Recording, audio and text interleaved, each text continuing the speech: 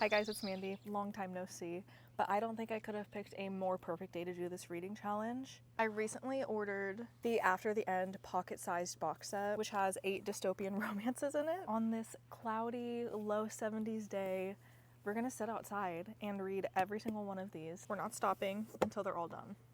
I am going to go in box order, so we're going to start with Prima by Sherry Thomas, finish with First by Ali Hazelwood. These are novellas, so they're not super long, but I do believe they're all over 100 pages, so it's not like they're going to be 30-minute reads, you know? At least an hour each. I've been loving sticking my lattes in the freezer for like 20 minutes lately. I always make them as I'm making breakfast, but then I never drink them until after I'm done eating. And by that point, they're completely melted, and I love an ice cold latte, like full cup of ice, okay? And sticking it in the freezer lately has been perfect because it doesn't get runny at all, obviously, and it's super chilled by the time I get it. I did leave it in too long the other day, and it was like a slushy. That was not very good. Chunky coffee is not fun. But I have 3 tablespoons of homemade vanilla bean syrup in here, a little caramel drizzle that I mixed in with the espresso and syrup, as well as a drizzle around the glass. You can't really see it anymore. Around a cup of lactose-free milk. Normally I use oat milk, but I ran out of my oat milk, and we always buy lactose-free dairy milk because my stomach can't handle it, so I just substituted that today. And a shit ton of ice. I haven't tasted it yet. The vanilla bean syrup is, I think, my favorite of any syrup that I've made. I've done banana bread, strawberry, blackberry, brown sugar, but this vanilla bean is the best and the most versatile. The strawberry one is definitely the one I've made the most, though. I love making chocolate-covered strawberry lattes. So yummy. But let's get to the reading. This is the back of Prima by Sherry Thomas. I haven't looked into the plot of any of these. I've read the tiny little blurb and nothing else. So these will all be a new discovery to me as we go. A handsome prince comes across a beautiful woman on the open sea. She is lying on a primitive-looking raft, almost entirely naked. What is he to do? I don't know, babe. What he cannot recall, because of all the memories that have been stripped from him, is that this exact scenario has happened before, a decade earlier. That time, it was a chance encounter. This time, it's a carefully engineered reunion. But is she out to save him, ... or destroy him? Or both? This sounds good. I can't tell if it's going to be mermaid. The front kind of looks mermaidy. A moment for the nails.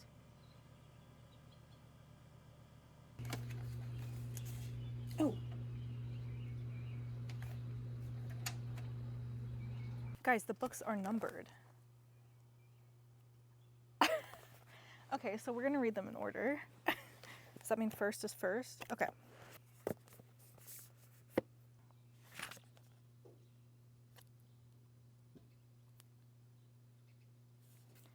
We're starting off strong. Excerpt from the Alpha and the Omega, Historiographical and Sociological Considerations, written by author unknown. Guys, is this werewolf? Oh my god, it is.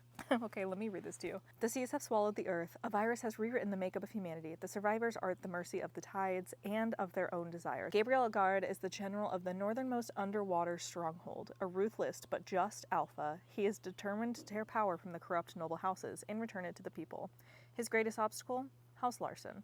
But Gabriel may have found the perfect weapon to use against them. Most people look at Sofia Kuznetsev with pity, the cold Omega who never fully presented. But she's also a gifted healer, and on the brink of mating with her childhood best friend, a Larson. It may not be the passionate love she used to dream of, but it will bring her safety and protection, until Gabriel decides to turn her into his own pawn to deploy in a brutal game of vengeance. But what starts as calculation soon turns into obsession, and Gabriel realizes that he might not be able to let go of Sophia. This just got even better.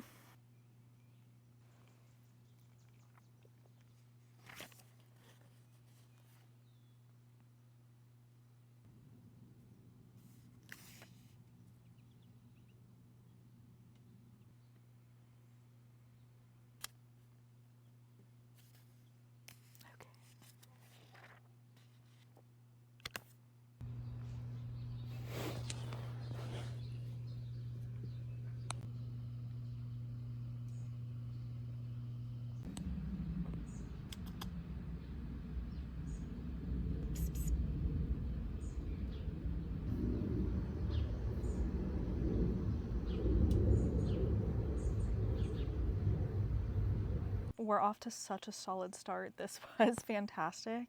I think this had my favorite spicy Ali scene that I've ever read. Something about her paranormal romance just, oh my god, she does it like no other. This doesn't stray far from her other stuff. Strong female friendship, of course.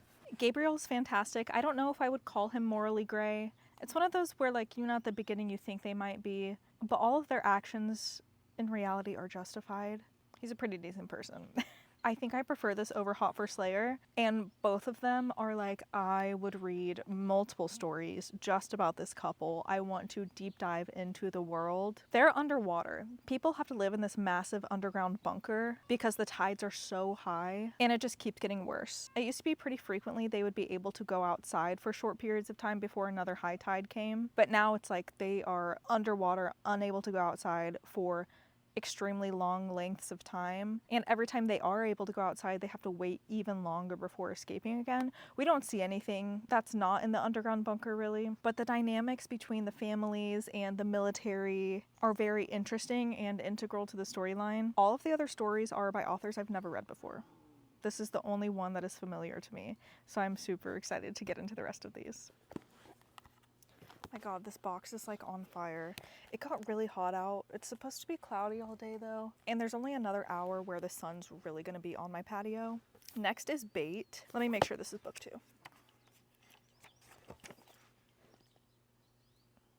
I think this one's a throuple. My iced coffee is basically complete, so I'm gonna have to get another fun drink, but let's read this one. Alma Corvedo has spent all her 29 years believing there was no world beyond the bunker she'd always called home. Bound by duty and the fickle whims of the council, she has only ever indulged in one simple rebellion. When her act of defiance finds her being pushed out into the dangers of the outside, she discovers that the world never ended. Interesting. When she's rescued from the clutches of dangerous raiders by the 2 people she thought were lost to her forever, Alma must confront the truth. Everything she thought she knew about the end of the world was a lie. Guys, this is a Latina author, so I feel like I might need to dive into her stuff. She's got quite a bit out, too. We're set in New Mexico. The prologue starts, Weekly Dispatch number 1, Habrian Bunker, New Mexico, United States. Days since the burst, 7. Population, 2001. Air quality above ground, lethal.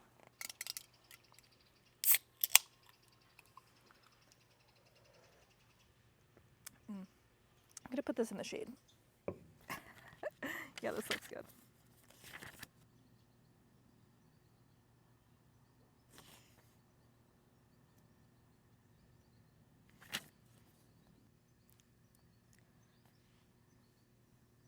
We're starting with like a series of announcements. The population is dropping. Like, we started at 2,000. I guess we are like 5 years later, but we're like 500 less people.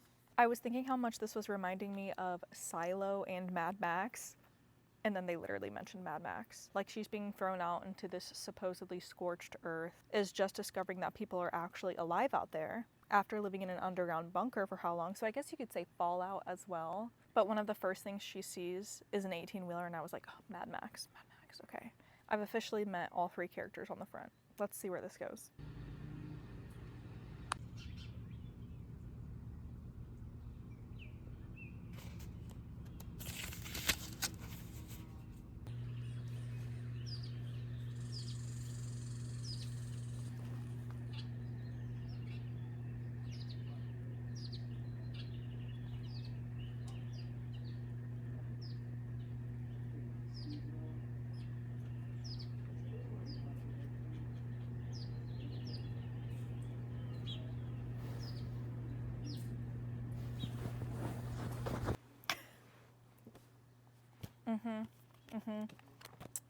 Yeah, this was fun. Very Mad Max, Silo, Fallout. We're in a rig for most of this. It's like a decked out 18-wheeler RV hybrid. They do end up in a triad. The one thing I didn't like about this was one of the nicknames. I'm so picky about nicknames. In fact, most of the time I hate them. One of them I really enjoyed. One of the nicknames, both of these nicknames are for the same person from each partner. I liked the nickname Sass. That one's cute. I can 100% get behind that. The other nickname is Brains.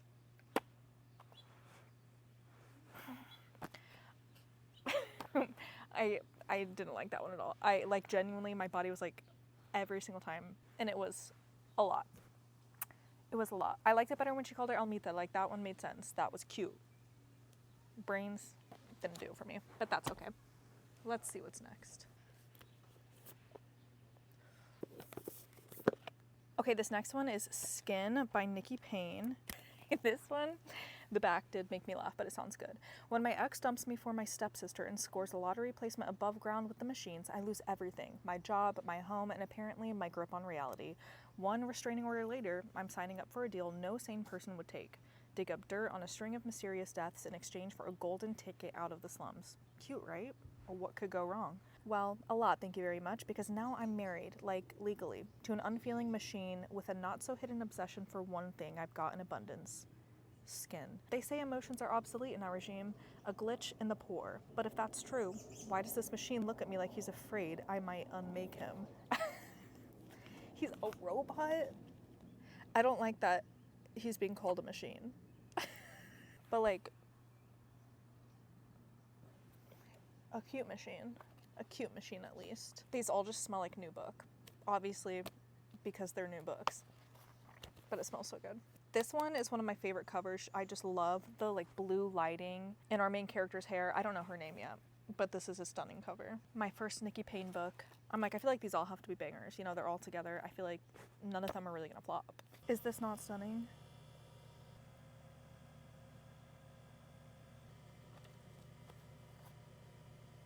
That was so hard to do with one hand.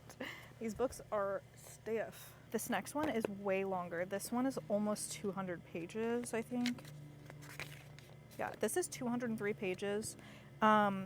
First was 168 pages. Bait was 155. So this is by far the longest one that we're about to read. We're locking in. It's finally cooled down a little bit out here too, now that the sun is not blaring on the balcony, so I'm not nearly as sweaty anymore.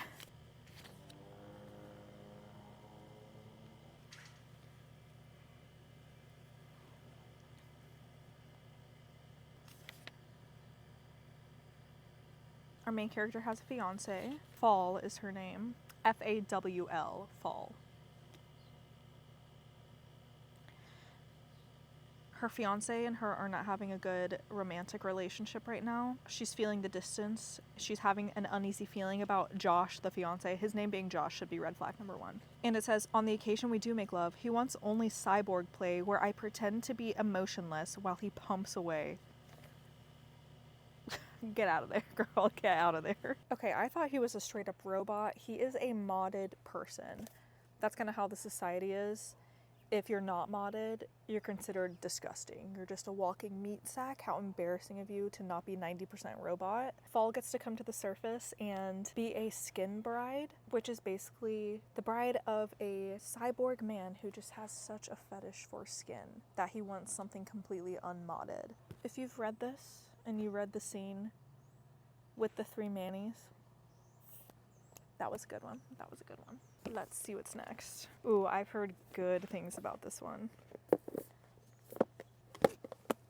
Okay, this one's called M.A.Y.A by Saxena. It says, after years of captivity in a government lab, M.A.Y.A finally escapes through a portal into a different dimension. She's no longer the same woman she once was before she was ripped away from her family. Her body has been fortified with superhuman technology, and her brain, her heart, and her bones are embedded with computer chips. Now her sole mission is to destroy the people who took her and make sure no one ever suffers the same fate. I see the word alpha in here. And I see the word pack. It's another Omegaverse romance. We're so up, babe. We're so up. I keep thinking it's gonna get dark out soon, but then I remember the sun doesn't set until like after 8 p.m. It's 5 o'clock. But I do still have 5 of these left to get through. So we might have to move inside at some point. We'll see.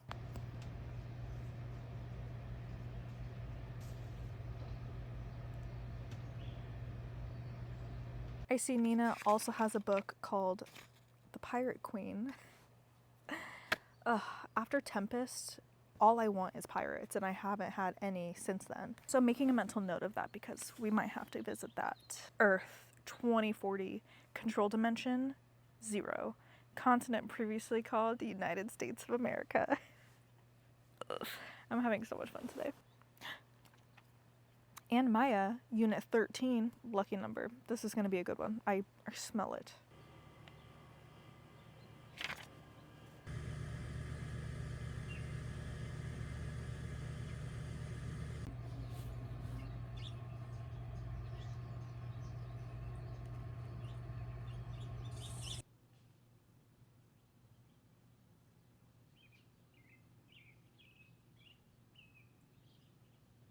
This has by far been the most romantic of the stories. Oh. Okay. Anyway.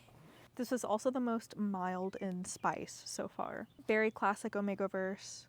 I say that like I've read a lot. This is maybe the 3rd or 4th Omega-verse book that I've read. I'm still pretty new to the genre. I cannot imagine being M.A.Y.A, being originally human, being forcibly turned into a cyborg, for the most part, having to escape to an alternate dimension, dropping in the middle of pack territory, and the first person who finds you is the alpha, and he realizes you're his mate. And then, after all of that, having to learn, like, alpha and mate and pack dynamics while also trying to save their world. Girl, I would be overwhelmed. All within 2 weeks, also. Insane. Oddly enough, it's starting to get a little chilly out here, which I was not expecting. We're gonna move inside before we finish the last 4.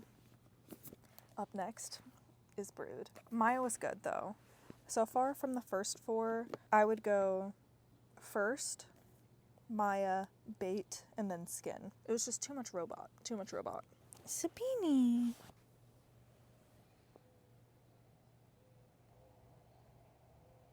We've moved inside. My cat was laying on me for like the last hour and was keeping me warm, but once he got up, I was like, no, it's game over. I made a mocktail. It's literally just the same exact polar that I've been drinking, but I put it in a cup with some homemade strawberry syrup.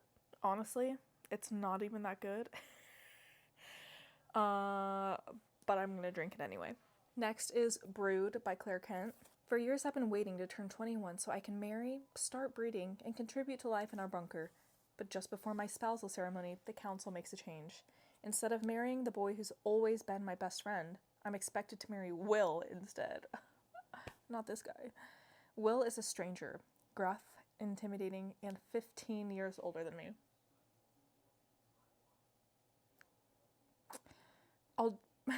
I'll do my duty no matter what, but I really don't want to marry and breed with him. Claire Kent, I am unfamiliar with your game.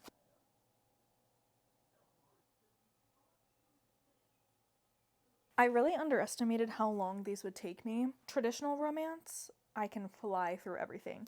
The dystopian twist alone adds an extra element because we're trying to learn all of these, world politics and group dynamics that are unfamiliar. But also, anytime I start a new book, the first 100 pages are the slowest for me to get through just because I'm learning all the names and the people and the places and whatever power dynamics are at play. I forgot that every 100 pages was going to be like that. Because I'm essentially starting a book every 150 to 200 pages. I mean, I'm not essentially doing that, I am doing that. But I think a bit of music will help us lock in. I was raw dogging it out there for way too long. We are turning to my trusted and severely overused ominous reader playlist. I'm determined to finish these by the end of the night. It's 7:30. I have 4 left to go. It's fine.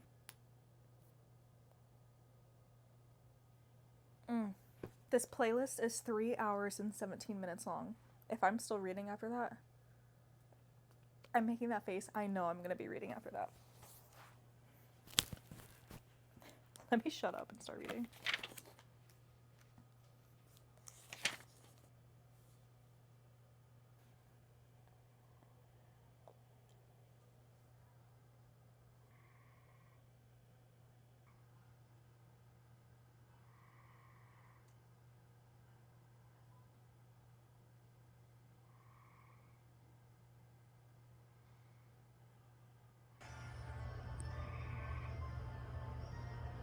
I love that I have read 2 werewolf romances and it's a full moon, I just realized. This was not a werewolf romance, however, this one kind of tugs at the heartstrings. In this one, it's a bunker society where breeding is like the most important thing. So every marriage is chosen based on their ability to reproduce. And once you have a baby, one, you don't even get to keep them in your room. Like it's kept in a nursery with all the other few babies.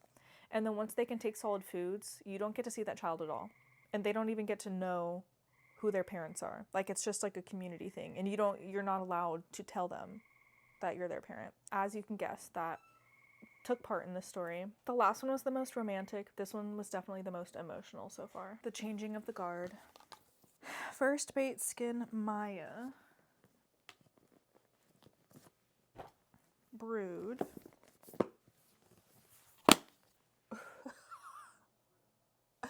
I haven't really paid attention to the cover of these because I would have noticed some of these things before. That man has horns. This is taken by Elizabeth Stevens.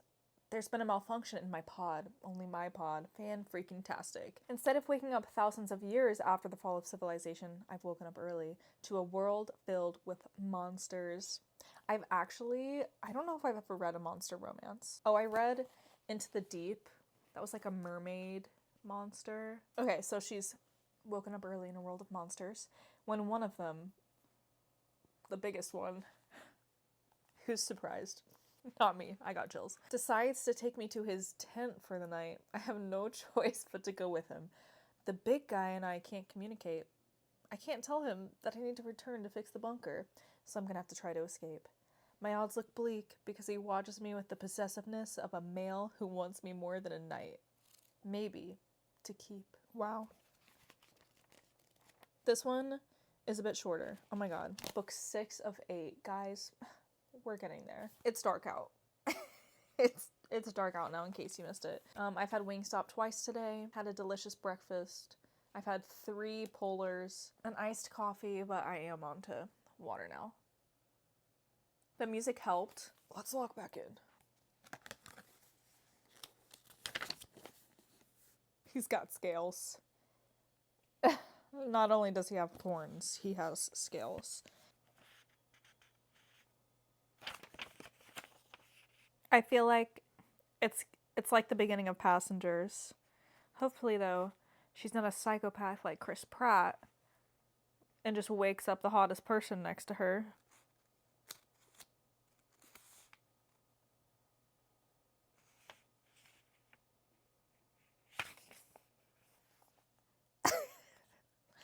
This is gonna sound really weird, but with the things that the main female character was saying, it just reminded me so much of Vanilla Mace. Like, she's very over the top, eccentric. You know, she's just having the time of her life in these terrible, terrible scenarios. And, like, anytime she would just say something outrageous, I would be like, Vanilla Mace? Vanilla Mace? Vanilla would say that. This felt like the lowest stakes and was honestly just like vibes and monster smut. Like that felt like the whole purpose of this, and it was successful, I feel like. We've only got 2 left. Next is Trade. This is Trade by Cate C. Wells. When my husband replaces me with an 18-year-old, I'm entered into the lottery and traded to an outsider for fuel. I expected a wasteland, but when the bunker doors open, I see green trees, blue skies, and him. A man half my age with a hard face and a machete strapped to his thigh. I'll be lucky to escape him alive. That's what we've been told all our lives. And they wouldn't lie to us about everything, would they?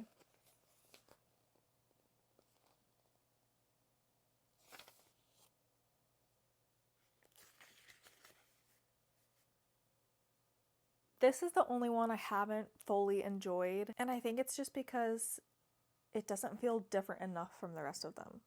Like, I feel like each one before has kind of taken its own spin, but this one just felt like, okay, yeah, they're living in the bunker, they're being lied to about what's outside, they're told the men are brutes outside, but really it's like the people inside, which like I get it. It's dystopian romance. Like how many twists can there be? No complaints about the MMC. I just wish the world was a bit different, I guess.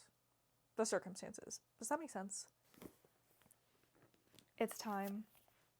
We're finally at Prima, the book I was initially thinking I was supposed to read first, until I opened it and it said, no, book 8 out of 8. Let's refresh your memory on what this is about. A handsome prince comes across a beautiful woman on the open sea. She's lying on a primitive-looking raft, almost entirely naked. What is he to do? What he cannot recall, because of all the memories that have been stripped from him, is that this exact scenario has happened before a decade earlier. That time, it was a chance encounter. This time, it's a carefully engineered reunion. But is she out to save him, or destroy him, or both? In this cover, again, is everything.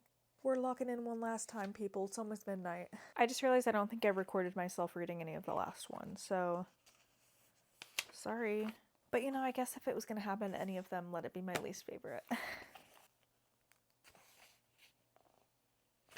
Off to a fantastic start. Genuinely. I think that's one of the best openings so far. We've been kicked out. To be fair, it is midnight, and my partner has to work in the morning. And he wants to go to bed. So we've moved to our third and final location. Let's keep reading. I did not finish this until almost 2 in the morning. And honestly, this was one of my least favorite ones. This has the potential to be a beautiful, beautiful story, but this should never have been made into a novella. There's way too much attempting to be achieved in such a short amount of time. And like I said, the opening chapter is so strong. It sucks you right in. It's beautiful. But there are so many moving parts with the world politics of this and like filling in memory gaps that it becomes almost clinical in the way it presents its information instead of like a story. There's also the least amount of spice in this. I don't think that is necessarily something to fault this for, but I think placing this last in the order definitely hurt it. Same as Trade. I think both of these fall victim to poor placement in the series, especially with Taken coming right before these two, and this is so fun. This was easily the most like entertaining hee hee ha ha book of this bunch, and to go from this to these two was a bit of a rough transition. Now I'm sure if you're not reading all of these in one day, that probably won't affect you as much, but when reading all of these in such like a short amount of time, comparison is kind of inevitable. It's impossible for me to not compare these to each other, but also it's a novella box set, so I think you're kind of meant to do that anyway. Maybe not meant to, but the authors know it's going to happen. I'm gonna do a worst to best ranking on my TikTok, and considering there's been 2 entries about me on BookTube Snark and I don't even post on here, I know someone's gonna mention it. The first one was saying I was complaining about not getting enough views when in reality, hello. I was posting on one of the days when Oracle was down, and I didn't know Oracle was down, and I did posted the same video like 3 times, and I was like, third time's the charm, guys. And the most recent one is actually so funny. It is one of my 1 book in 1 sitting reading challenges. I don't think I have it in grabbing distance, but it was The Good Parts. You know, that's a 1 book in 1 sitting reading challenge. So I'm quite literally locked in the entire time, no distractions. That's gonna be the quickest I read something. And they were like 372 pages in 3 hours, and this is a sci-fi.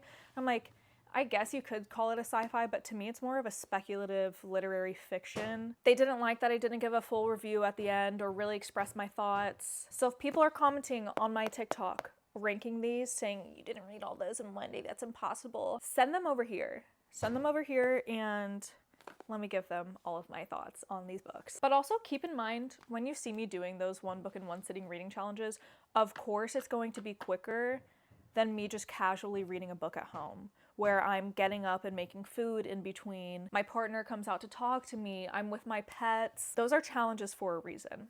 And I also think you really need to take into consideration what kind of book I'm reading. If it's actual sci-fi, or fantasy, high fantasy specifically, I'm gonna drag through that. You know, not every book is made the same. Even if I do read another book the same genre as the good parts, who knows what the font size is like, and just like how dense those pages are. Who knows what kind of prose is going to be used, and how quickly you're able to get used to it and fall into the story, because there's a learning curve with every new book and every new author to get kind of a taste for their writing. So just know, and I know you guys would never question me, but know that I would never pretend to read a book and lie to you guys about it.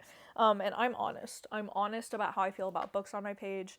I've always prided myself in that. I think starting with first really gives you such high expectations. I don't know if I would read these in publication order. I just feel like this was monumental. And I don't know if it's just like my bias of Ali Hazelwood and loving her stuff or what. This was fantastic. Again, I know I said this already, but I would read like a book 10 times the size of this about these characters and about this world and about this situation. But overall, money well spent. Some of these are more adventurous than others. I really liked First, Bait,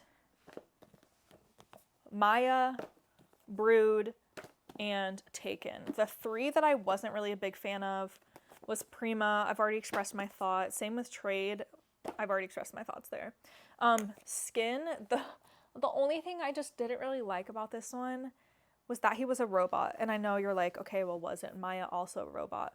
M.A.Y.A was like, she had mechanical arms and like computer chips in her heart, but like mentally nothing had changed. I mean, she was traumatized, but mentally nothing was changed. This guy is like linked up to a Neuralink. He is a computer, like mentally at this point. He's like 90% robot computer, and like takes, you know, emotional suppressants. And so that that was hard for me, because I was like, I don't know, that was the one thing I couldn't get behind, but I still had a good time reading it. It dragged a little at the end for me, but I think Taken had the lowest stakes, which I think is funny to say, considering this is a woman who, you know, woke up 10,000 years before she was supposed to, and Earth is like in its really primal era of monster human hybrids and giant cockroaches. But like, the stakes of this one were that she just needed to get back to her pod to shut the door. Some of these were like, we need to break our people out of oppression. And other ones were like, let's save the world, you know? Like, so this one was for sure the lowest stakes, but again, this was such an entertaining read. Would highly recommend these. Like, obvious, I think only if you get an ebook can you get these individually. Correct me if I'm wrong. Because I actually don't know. Let's see, what was next? I think Skyn was third, then M.A.Y.A, then Brood, then Taken, then Trade, then Prima. I also want to read more from most of these authors, specifically Adriana Herrera, Nina Saxena, Claire Kent, and Elizabeth Stevens. Those are the four that I'm like, I need to read more from them, absolutely. I only have one more Ali Hazelwood book left that I haven't read. There's a few novellas. Here's my son. Can you say hello? There's a few novellas that I haven't read. I don't know if I have any desire to read those, honestly. The novellas, they just don't seem as fun. I might read the Christmas one at Christmas time, but for now, I don't know. Be free. Thank you guys for this, like, I don't know, 14 to 18 hour long reading day with me. It was somewhere in that window. It was a lot. It was very long, but so worth it, and I'm glad I got to spend the day with you guys, and thank you for spending this time with me. Happy reading. I will see you soon. I'm not going to tell you when. I'll come when you least expect it. Goodbye.